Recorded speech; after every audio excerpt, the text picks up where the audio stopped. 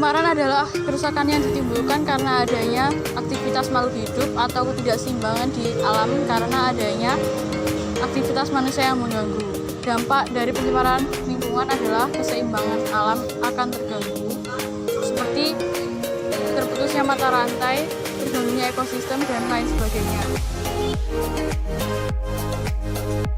Pencemaran merupakan proses masuknya atau dimasukkannya zat komponen makhluk hidup ke dalam lingkungan yang bersifat merugikan. Pencemaran air adalah suatu perubahan pada tempat penampungan air akibat aktivitas manusia. Cara untuk mengatasi pencemaran air dengan cara menggunakan air dengan bijaksana, mengurangi penggunaan deterjen, dan tidak membuang sampah sembarangan. Definisi pencemaran udara adalah masuknya zat-zat asing yang ada di udara yang dapat menyebabkan perubahan susunan udara. Yang mengatasi pencemaran udara yang pertama, tidak merokok dan menggunakan kendaraan yang ramah lingkungan.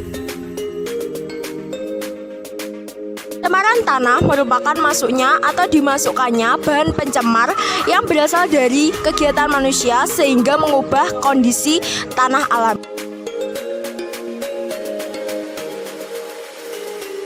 Usaha yang dapat dilakukan untuk mencegah pencemaran tanah yang pertama dengan menggunakan pupuk dengan bijaksana.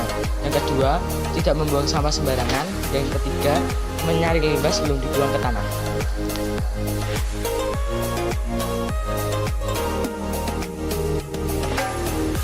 Jadi tanggapan saya mengenai pencemaran adalah pencemaran itu sangat merugikan masyarakat, juga merugikan lingkungan itu sendiri karena lingkungan akan menjadi rusak dan masyarakat tidak bisa memanfaatkan lingkungan karena adanya pencemaran.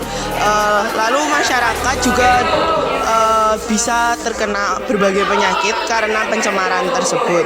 Jadi masyarakat harus mencintai lingkungan dan tidak mencemarinya, seperti dengan tidak menggunakan deterjen, lalu tidak membuang sampah, reboisasi, kurang lebih seperti itu.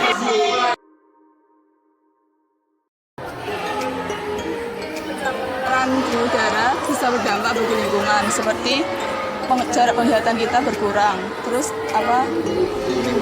menimbulkan penyakit pernafasan seperti ispa, terus asma. Ya. Terus kalau pencemaran air, dampak negatifnya itu bisa menimbulkan semakin rendahnya sumber air bersih, terus ditambah juga organisme di dalam air semakin berkurang habitatnya. Terus buat minum, buat mandi, buat makan susah. Terus ya gitu pokoknya. Contoh pencemaran tanah kan penggunaan pupuk yang berlebihan. Nah, akibatnya atau dampak negatif penggunaan pupuk berlebihan itu antara lain akan rusaknya ekosistem yang di dalam tanah itu atau organisme-organisme di dalam tanah itu. Organisme penyumbur tanah. Organisme penyumbur tanahnya mungkin akan mati. Tapi dampak positifnya tumbuhan yang diberi pupuk berlebihan akan tumbuh subur.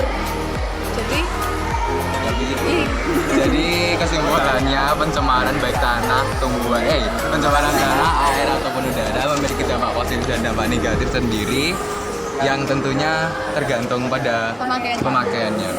Jadi pencemaran tidak hanya negatif, cuma ada positif dan negatifnya. Tergantung cara kita memakainya gimana, cara kita melihat dari sisi apa, apakah itu bisa dapat positif atau itu bisa dapat negatif. Jadi positif thinking aja.